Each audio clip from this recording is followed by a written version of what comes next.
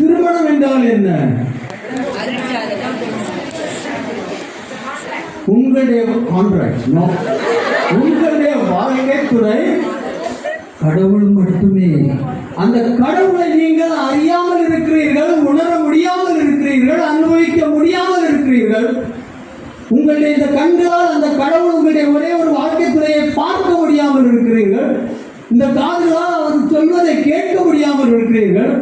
இந்த கைகளால் அந்த உங்களுடைய வாழ்க்கை துணை, ஒரே ஒரு வாழ்க்கை துணை கடவுளை தொட முடியாமல் இருக்கிறீர்கள். அந்த நேரத்தில் கடவுள் உங்கள் மீது அன்பு கூர்ந்து அவர் என்ன சொல்கிறார்? அவர் ஆதாம் என்ன சொன்னார்? பாவம், ஆதாம் தனிமையில் இருக்கிறார். ஆனா ஆதாமுடைய வாழ்க்கை துணை யார்? இறைவன். ஏவா அங்க இல்ல. ஏவா பிறகுதான் ஏவாளை படைத்தது. ஆதாமை படைத்தார் தன்னுடைய தோழனாக, தன்னுடைய வாழ்க்கை துணையாக. ஆதாமுடைய வாழ்க்கை துணை யார்? கடவுள். கடவுளுடைய வாழ்க்கை துணை யார்? ஆதாம். ஆனால் ஆதாம் மகிழ்ச்சியாட்டு இல்லை. கடவுள் எப்பவும் அவன் கூட அந்த ஏதேன் தோட்டத்தில் அவன் கூட இருக்கிறதுக்கு, அவன் கூட செலவிடுவதற்கு, பேசுறதுக்கு, நடக்கிறதுக்கு வராரு. ஆனால் அவன் முன்னு போறான். அப்ப இறைவன் அதை பார்த்துட்டு என்ன சொன்னாரு? தனிமையில் இருப்பது மனிதனுக்கு நல்லதில்லை. ஆனா ஆதாம் தனிமையில இருந்தான் இல்லை. யார் அவன் கூட இருந்தார்? கடவுள். அவருடைய வாழ்க்கை துணை அவரோடு இருந்தார்.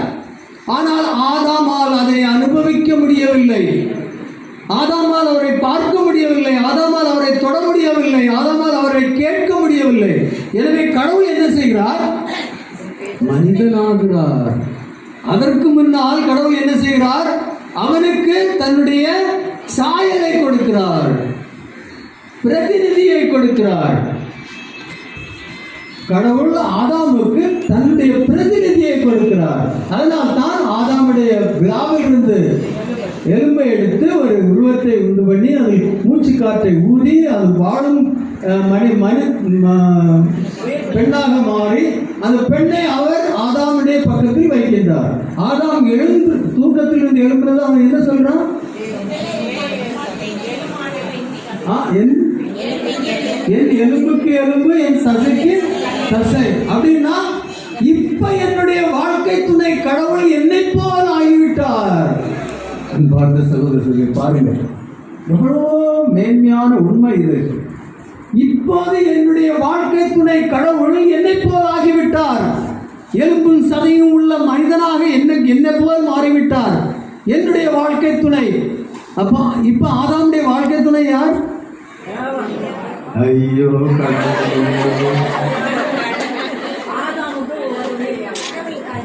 இப்ப ஆதாமுடைய வாழ்க்கை துணை யார்? எப்போதும் கடவுள் தான். அப்ப ஏவா யார்? அதான் நீங்க கேட்கறது நல்லது. அப்ப ஏவா யார்?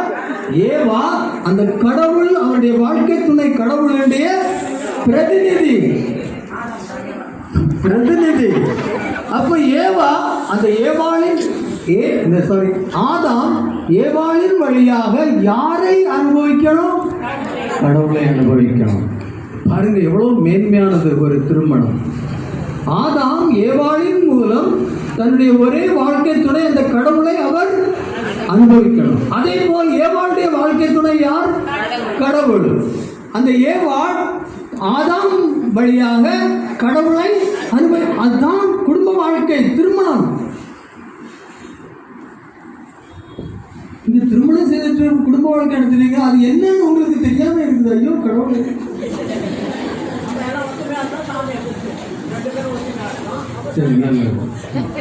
அதனால நாம் எப்போதும் அப்படிப்பட்ட, அதுதான் இந்த முதல் வாசகத்தில் பவுலடியார் என்ன சொல்றார்?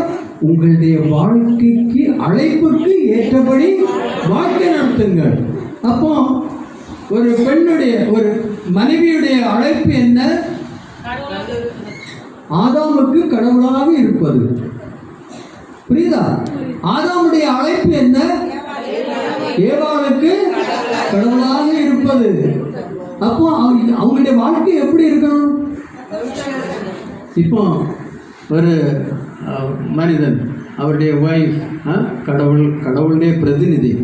அப்போ ஒய்ஃபு எப்பவும் சண்டை போட்டுட்டு இருக்கிறா, குறுன்னு இருக்கிறா, நீ அதை வாங்கி தரல, இதை வாங்கி தரல, என்னை ஒருக்கா கூட சினிமா பார்க்க கூட்டிகிட்டு போகல, நீ அதை செய்கிறா, மற்றவங்க நீ ஒய்ஃபை பாரு என்ன ஆடம்பரமாக போகிறாங்க, எத்தனை புடவை வாங்கி கொடுத்துட்டான், அது இது ஆன பொண்ணுன்னு எப்பவும் கொடுத்துட்டேன்.